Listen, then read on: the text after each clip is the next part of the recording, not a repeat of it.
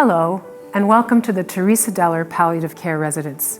I am so proud to offer you a virtual tour of our residence. Over the next few minutes, you will have a chance to learn about our new consolidated facilities and see the impact these innovations are having on our patients and their families, as well as the benefits to our clinical care team. The Montreal Institute for Palliative Care now has its own premises and a state-of-the-art training room at the residence. Because time becomes so precious when there is so little of it, we do everything in our power to make the ordinary extraordinary. So the importance of us being together under one roof really can't be underestimated. We had two really strong teams before, but we were separated. So our resources were separated as well. Supportive care, leadership, volunteers, they had to split their time between two sites. So our patients now have access to all the resources and all the support that the residence has to offer, and it's all there and it's all easily accessible. We knew that we could offer a better experience for everybody under one site. And what does that mean? It means that they are able to all have the same home-cooked meals that we offer here.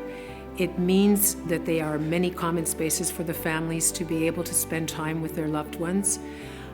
We're also able to have an access outdoors for every single patient and their families. So each room is on the first floor and walks out onto an individual patio. We were able to build out new services with their own spaces, such as an art therapy room and a children's room. So frankly, it benefits everybody. We have a beautiful new dining room. We have beautiful artwork everywhere and many spaces for them to enjoy. We have a healing garden full of beautiful plants for them to sit and reflect, a reflection room where they can spend time and think and write and just be at peace. And of course, we always have and always will have the most incredible care. To me, palliative care is really to care and to really provide care for patients who are facing life-limiting illnesses and to their families, to be able to support them and to accompany them as they really transition their goals of care from life prolongation to one that focuses more on quality of life. And I really think that by being able to provide such care, hopefully families and patients are able to have the capacity and the opportunities to really find meaning and serenity and maybe even resilience in a very difficult time. The care team has provided a lot of comfort. I had the option whether to go home or whether to come here, and I chose here because I wouldn't have got the same amount of comfort at home that I'm getting here now. Art therapy is more than just about using art materials.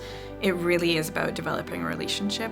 When somebody arrives at the residence, it's a really vulnerable time. They're often scared, don't know what to expect. So part of my role here, even as an art therapist, is really just to support them through that process. So I work directly with the patients, oftentimes at the bedside, if they're not well enough to come out to the art therapy studio. I work with children of patients and with families, and also do bereavement follow-up. So there's kind of a whole range in which art is used at the residence. And a large part of what I do with the patients is legacy making. So whether it's a hand casting, a story, a video, a writing project, a book, these are all ways in which art therapy is used to allow people to really make memories here at the residence and to leave them for their families. I think the beauty of the care that we can provide here really is that we're a big multidisciplinary team. I mean, in terms of a more medical aspect, I guess it's really in terms of managing their symptoms, make sure that their pain, their anxiety, or other physical symptoms are really alleviated and that they're physically comfortable. And we have a great nursing team and the préposé team here too, who are able to give sometimes very intimate but essential care to our patients and still allow them to feel like they're dignified and respected. I think is very important. And also in terms of having a really dedicated psychosocial team who's able to support the patient and the family in their journey of losses and of grief. I think that's a very patient and family-oriented care that we're able to give. Patients don't come here to die. They come here to live until they die. And in that space, there's actually a lot of room for beauty and for hope. It's not a hope that looks the same as, planning something in the distant future. Sometimes it's just indulging in really good food that brings you joy. So we get to take care of patients and families who trust us and allow us to witness some of their most intimate moments. And that's really the beauty of palliative care, and it's the privilege that to get to work with them. Some family members, they're really happy and eager to let go of that caregiving role and embrace being a daughter or a husband or a friend again, where other family members, they really hold on to that role until the last days. So we help them care for their loved one. So it's so important for us to listen and to adapt ourselves to those unique needs. And I think our ability to fulfill that need is what makes the residence so special. Quand on pense aux bénévoles, c'est sûr que dans n'importe quelle organisation, résidence, les bénévoles ont un rôle important. Mais ici, à la résidence, c'est particulier parce qu'ils sont au cœur de tout ce qu'on est. Et je vous donne des exemples, que ce soit notre jardin qui est extraordinaire, mais ce sont des bénévoles, parmi nos 232 bénévoles, qui s'assurent que ce jardin-là soit extraordinaire, les 4 saisons de l'année, l'été comme l'hiver, à l'intérieur, et tout ça ajoute au bonheur des patients. On pense toujours à ça. Alors, c'est beaucoup d'énergie, c'est beaucoup de temps, c'est beaucoup d'amour, et on est tellement privilégiés d'avoir des bénévoles dévoués. During this pandemic, since March, I think it has been a really, really challenging time for our clinical care team, for the patients and their families. I think throughout it, we've really been able to provide the best care that we possibly can. We've remained true to our mission and our core values.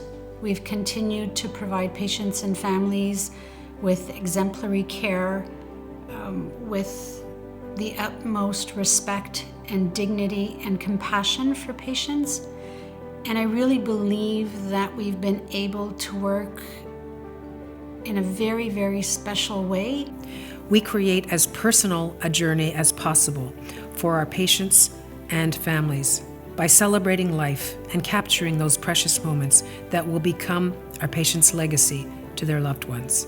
The Teresa-Dellar Palliative Care Residence and the Montreal Institute for Palliative Care are determined to continue to lead the way and be the voice promoting better access to palliative care for all.